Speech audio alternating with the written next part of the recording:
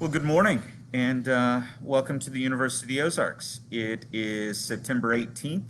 It's right at 11 a.m. and I'm standing in the Bork cafeteria in the C Student Center. I thought I'd spend a few minutes giving folks an update, and then we're going to take a walk about here in the dining hall, primarily because it's probably the most common question that I get asked as we talk about, well, what and how is all of this working as it relates to COVID-19. So first of all, know that things are going well here in Clarksville. Know that it's a beautiful, beautiful fall day. You can just feel fall around the corner. Now, all of us from Arkansas know that that'll be short-lived, as we'll get reminded that we're not quite ready for summer, or we're not quite ready for to say goodbye to summer, and it'll heat back up. But know that it's gorgeous. Know that it feels like we're finding a natural rhythm. Now, please know I'm happy to report that as of right now, we have 0 student cases. And, knock on wood, say a prayer, do whatever it is that you do to acknowledge that, and hopefully I didn't just jinx us. As we wrap out the 4th week of the semester, students appear to be finding their rhythm. Also, faculty appear to be finding their rhythm. As many of you know, we did make some changes last week as faculty are saying, now that I know where I am and how things are working, I'm going to change a little bit of my delivery and try to remove a few more few classes more face-to-face. And that because of the zeros and because of the low numbers, we're starting to release some of the restrictions. Some of those restrictions I mentioned last week are here in the dining hall, where I'm going to show you in a few minutes some seating that allows people to eat in the dining hall. We're releasing some of the restrictions on face-to-face programming. Ms. Plugi, the Director of Student Engagement, shared information with all of our student organizations on here's what it looks like if you want to do a face-to-face event. You still have to wear masks, you still have to socially distance, but you can have some programming around campus. The one place that we've said, hey, we're going to still do some restrictions is in the residence halls. Not for the students who live there, but we're continuing to say, hey, if you live in King, that's your space. If you live in Smith, that's your space. And that we're still not opening all the doors and letting people come and go as they please. Again, but for the people who actually live in the building. So know that we're continuing to evaluate daily. We're continuing to evaluate the systems and protocols that we have in place, and believe that we found a pretty good rhythm. Now, some of you are noticing I've got one of the masks on that's Ozarks branded, but I grabbed the wrong size today. And if I wear the small one, as I talk, you notice it just keeps pulling down. So excuse me for continuing to touch the mask, and it is what it is. So with that, I'm going to take a quick minute and I'm going to walk around the cafeteria so that folks can see what we've got going on. All right, so I'm going to adjust this. So first of all, make sure that as you see the cafeteria, there's a whole lot of space that's sitting empty, right? Whole lot of space sitting empty, but it is allowing for some limited face-to-face seating in here. And we're going to walk over and I'll show you the way the meals are set up here in just a second. I also want to share with you, as you look from the dining room straight across, you'll see Cindy and Andy over there power washing what were the old tennis courts. All the fencing is down. That is where the outdoor dining will be as soon as the tables start arriving. We've had a few that have started to arrive. The tent or the canopies have arrived, but the tables have been back ordered, and we're just struggling getting some of the outdoor seating.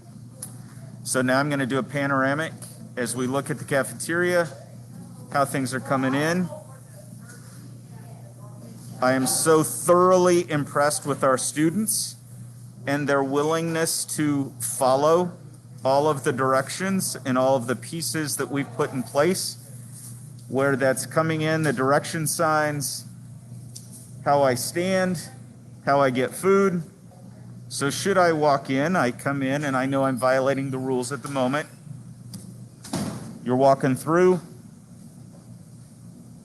grabbing your food to go. Joshua, you want to smile and wave? I just put him on the spot. Joshua is the director of dining. And as I said, I've been thoroughly impressed with people and their willingness to stand where they're supposed to stand and keep people safe as we go through this. In just a moment, we'll step up and take a quick look at food again, because there have been so many questions about how this is shaping up.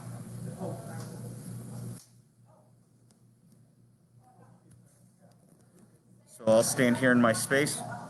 That we're continuing to feed in the cafeteria. We also have the Eagle's Nest downstairs, where we've instituted a meal exchange. The meal exchange allows students that if they lack the time or are unable to have meals up here, they're able to exchange a meal downstairs for a meal up here, which then doesn't go against the declining balance. All right, it's now my turn. Be very careful, it's hot, okay? Just so that we see, and I'm trying to figure out how to angle this so that folks can see what's going on. Is that it for you? Yes. You like a bag? Good morning. Morning. And then I retreat out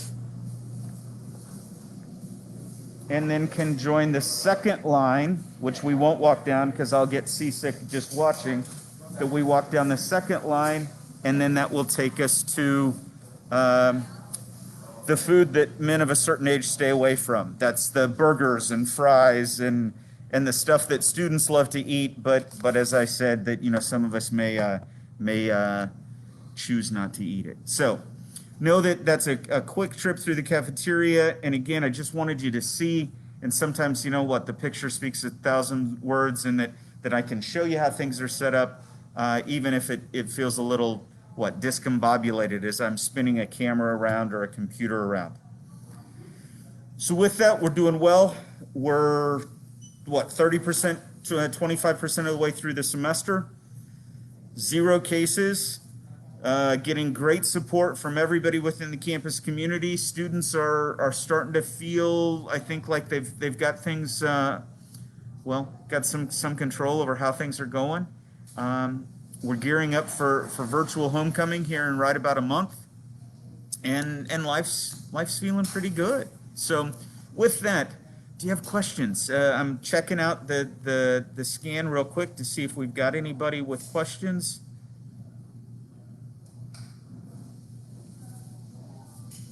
Okay.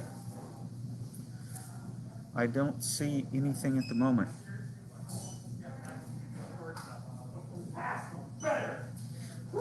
All right, Garrett, questions about when we will see some of the restrictions released from the residence halls.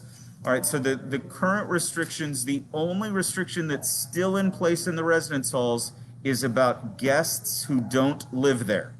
All right, so if I'm in McLean, I can hang out with my friends in small numbers, wearing masks, doing the social distancing, but we're not going to release the, hey, all my friends can come over. That we're going to keep that, and that's more about so that if I'm in a room, I don't get shocked by stepping out into the hall and having a bunch of folks I didn't plan to be there. So what we're continuing to ask is that if you want to hang out with your friends that don't live in the same residence hall, let's do that in common spaces. Let's do that outside.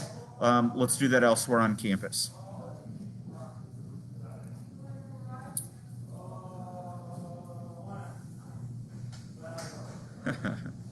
When will the gym open back up for student use? It opened up last week, a week ago.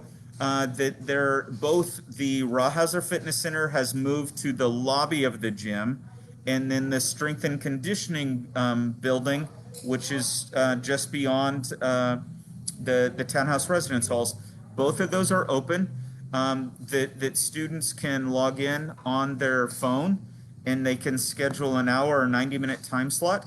And it's very much like almost like a private club. You reserve your time slot, you go in, both facilities are staffed, and they make sure that that we're maintaining social distancing, but also that we're keeping things clean, so that we're not worried about other people contaminating each other. So it is open, and we're good to go. Other questions that are going to become looser next week. The piece that we're continuing to monitor is what might it look like for inter-squad competitions? What might it look like we've allowed athletics to start having practice, but what might it look like if there were limited opportunities for some inter-squad competition and for the campus community to go and watch those events? So that it's all about the number of people and the amount of space. And as long as we think that folks are managing the safety protocols, we're going to continue to build community and encourage folks to get together.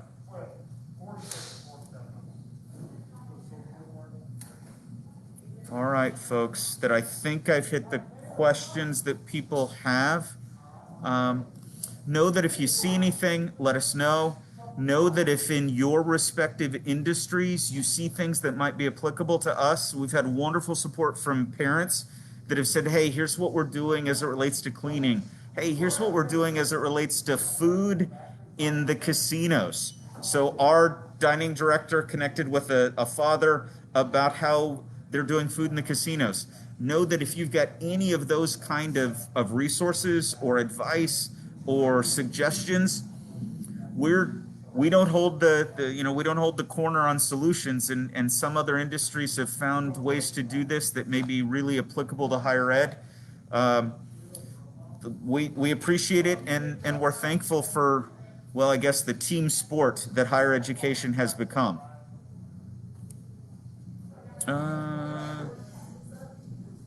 All right, question about brick ceremony. Would there be a possibility for us to wait until the class of 21 graduation to place our bricks with some of our seniors? I believe that, all right, so to recap for those that may not know context, we've got it set up to do a virtual brick ceremony middle of October, where if students know where their bricks are going to go for the last year's graduating class, we'll place them for them, and we'll video that. If, let's say, me and my 3 friends go, we know where our bricks are going to go, but we don't want you to place them, we want to come back and do it next year, I think that's completely reasonable. That as long as we know where the placers are, that we could go, hey, I'm going to wait until I get a chance to come back. Let me check in with Justin McCormick, Brian Henderson, and Larry Ish to make sure that's an option, but that seems completely reasonable to me. All right, anything else? All right, folks, continue to pray for us. Continue to pray for the leadership of this country. Speaking of leadership of this country, I almost started today from the voter registration tables out on the mall. Reverend Wilhelm is a registrar for the state of Arkansas, and we've been doing voter registration the last couple of days. He and I tag teamed on Wednesday, and in day 1 of voter registration, he said he had more people register to vote this year than he had in years. So we've got our Arkansas students. Some of them are moving their registrations to here. We've even had some of our Texas and Oklahoma students say, hey, if I'm going to vote and I'm going to be here for 4 years, let's vote locally. And for the moms and dads, that makes me excited when they're thinking I'm going to be here for 4 years. So anyway, take care. Continue to pray for us. Continue to take care of each other. And if we can do anything to support you, your students, please let us know. And for all of our alumni around the world, God bless you. And thank you for supporting the University of the Ozarks. Take care. Bye-bye.